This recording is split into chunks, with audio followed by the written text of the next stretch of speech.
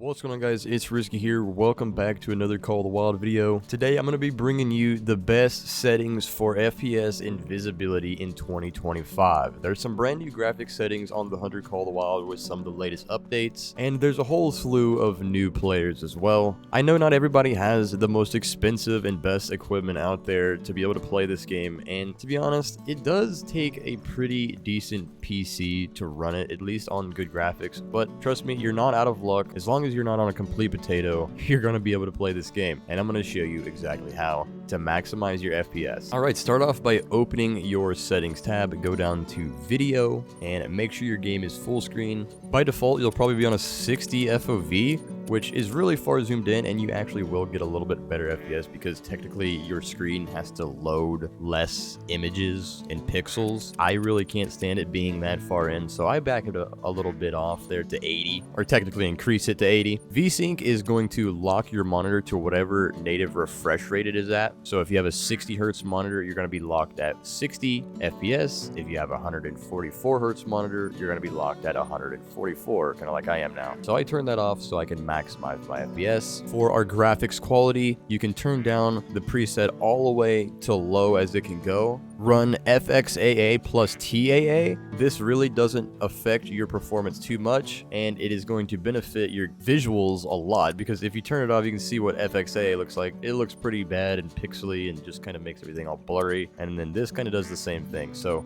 at least if you're running the FXAA plus TAA, you have a slightly smoother image, and then by default the TAA sharpness is on 20. That's where I leave it. You can increase it, and all it's going to do is kind of make your game look a little more grainy, a little sharper. It just kind of depends on your monitor really, and your eyes. You can adjust that out how you like, but I kind of like the nice smooth image that 20 will leave us with. Make sure all of the quality settings are set to low. Volume fog quality can be turned off. If you have this turned on, you'll have like a fog off in the distance, and sometimes when it's really thick, it can actually make it harder to spot animals. So having this off will really help with your visibility and FPS. Having that like fog and all that like particle effects, those are really big FPS killers. Definitely turn this off. Fur quality as well. It's not really a huge impact, but the more animals you have on your screen and the closer you are to them, the more it's going to kill your FPS, just because the fur qualities are really detailed. So turning this down will help. Make sure all this filtering and ambient occlusion stuff is off. Motion blur, we don't need none of that. Global illumination, depth of field, that just makes everything blurry. Ruin, it's just horrible. If you have a really bad PC, I would turn off snow deformation. All this is going to do is leave snow tracks in the snow maps. This is a new setting with the brand new Ski Ridge map that we just got. So if you're struggling with FPS, I would turn this off because it's one less thing that your PC is going to have to work on. Now you notice I have screen space reflections on. If you turn it off, you can see what it does. Definitely saves you some FPS. You're going to get probably a good 10 FPS from that. You be the judge. I'm not sure which one you want to run, but if you're here for FPS, hey, and you don't care about what that water looks like, I would drink that water. It looks mighty blue. I mean, it doesn't look that bad, but it definitely gave me a huge FPS boost from turning that off. So that's all that really does. It's just kind of the reflection of the trees and everything in the water. It's the space reflection, the screen space reflections, if that makes any sense.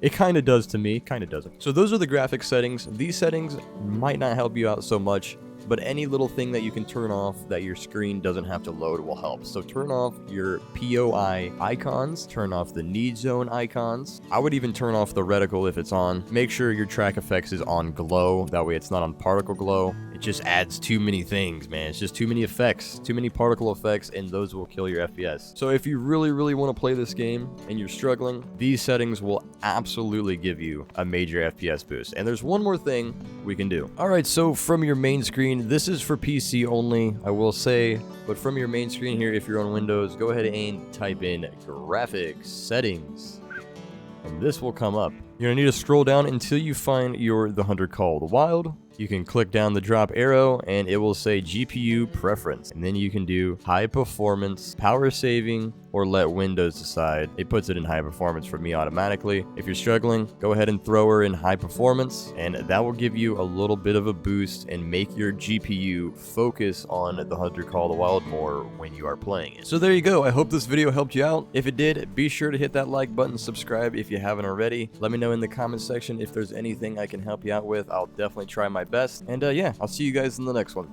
Later.